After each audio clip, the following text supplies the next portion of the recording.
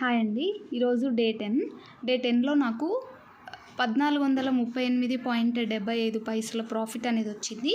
Bank నిఫ్టీలో 3 times entry తీసుకున్నాను and నిఫ్టీలో 1 టైం ఎంట్రీ తీసుకున్నాను. బ్యాంక్ నిఫ్టీలో చూసుకున్నట్టయితే ఫస్ట్ కాల్లో 542.25 రూపీస్, సెకండ్ దాంట్లో 255, థర్డ్ దాంట్లో 504 అండ్ ఫోర్త్ దాంట్లో 137.50 నిఫ్టీలో వచ్చిందనమాట. ఇవి నాకు ఈరోజు వచ్చిన ప్రాఫిట్స్. అసలు చార్ట్లో వెళ్ళి ఎక్స్ప్లెయిన్ చేసేస్తాను ఎక్కడెక్కడ ఎంట్రీస్ తీసుకున్నాను అనేది. ఇంకా ఎవరైనా కొత్త వాళ్ళు మన ఛానల్ చూస్తుంటే మన ఛానల్ని సబ్స్క్రైబ్ చేసేసుకోండి అండ్ పక్కనే ఉన్న బెల్ ఐకాన్ని కూడా క్లిక్ చేసి పెట్టుకోండి. ఎప్పుడైనా నేను లైవ్కి వచ్చినప్పుడు కూడా మీకు తెలుస్తూ ఉంటుంది, మీరు లైవ్లో జాయిన్ అయిపోవచ్చు. ఈరోజు నేను లైవ్ ట్రేడింగ్ చేసినప్పుడు కూడా నేను ఇక్కడ ఏవైతే లెవెల్స్ డ్రా చేశానో అవన్నీ కూడా నేను నీట్గా ఎక్స్ప్లెయిన్ చేసి చెప్పాను కూడా. మార్నింగ్ అనేది ఏం చేశానంటే లైవ్ అయిపోయిన నెక్స్ట్ మినిట్ ఇక్కడ మూవ్ అనేది వచ్చిందనమాట. ఎక్కడి నుంచి అనంటే మనకి 22,626 నుంచి కూడా అప్ టు 690 to 700 లెవెల్ అనేది ఆ మధ్య టైంలో వచ్చింది కదా. ఇక్కడ పర్ఫెక్ట్ చూసుకున్నట్టయితే 20 మూవింగ్ యావరేజ్ సపోర్ట్ అనేది తీసుకుంది. సో ఆ పర్టికులర్ రీజన్ దగ్గర నేను ఎక్కడైతే 20 మూవింగ్ యావరేజ్ సపోర్ట్ తీసుకుందో అక్కడ ఎంట్రీ అనేది తీసేసుకున్నాను అండ్ అప్ టు 22,689 and 92 ఆ రేంజ్లో తీసుకున్నాను. నేను క్యాప్చర్ చేసుకున్న పాయింట్స్ 2 to 3 మాత్రమే. అందుకే నేను చాలా స్పీడ్గా ఎగ్జిట్ అయిపోయాను, ఎందుకంటే నాకు రివర్సల్ వస్తుంది అని ఈ క్యాండిల్లో అనిపించింది. సో నేను ఆ క్యాండిల్లోనే ఎగ్జిట్ అయిపోయాను అనమాట.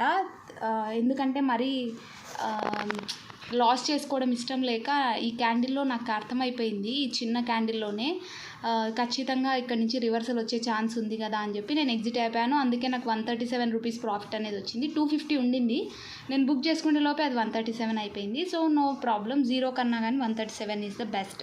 సో నెక్స్ట్ నేను బ్యాంక్ నిఫ్టీ ఓపెన్ చేసి చూపించేస్తాను అసలు బ్యాంక్ నిఫ్టీలో ఎక్కడ తీసుకున్నాను అని.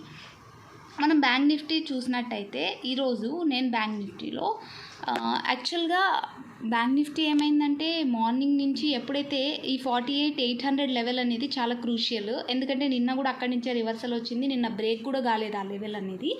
సో నేను అందుకని 48,800 లెవెల్ ఎప్పుడైతే బ్రేక్ అయిందో అక్కడి నుంచి కూడా అప్ టు 48,690 ఆ లెవెల్ వరకు నా ఎంట్రీ అనేది ఉండింది అండ్ 500 రూపీస్ ప్రాఫిట్ అనేది లైవ్లో వచ్చింది. సో నేను అక్కడి నుంచి ఏ కాల్ కూడా తీసుకోలేదు.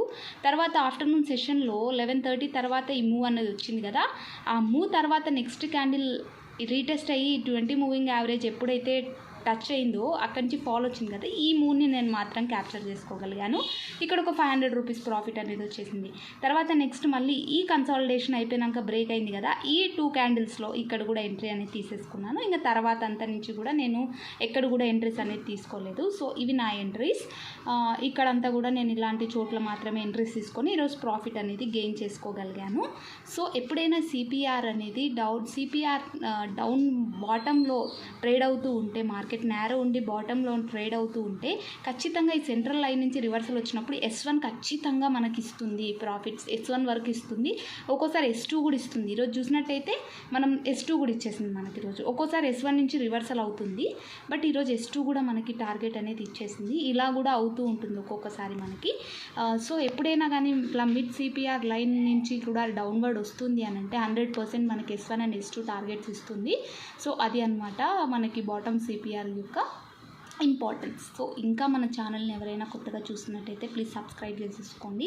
ఇప్పుడు మీకు నచ్చినట్టయితే లైక్ చేయండి, షేర్ చేయండి, సబ్స్క్రైబ్ చేసుకోవడం మాత్రం అస్సలు మర్చిపోద్దండి. నేను మండే కూడా ఒక 2 hours టు అబౌవ్ లైవ్ చేయాలని అనుకుంటున్నాను.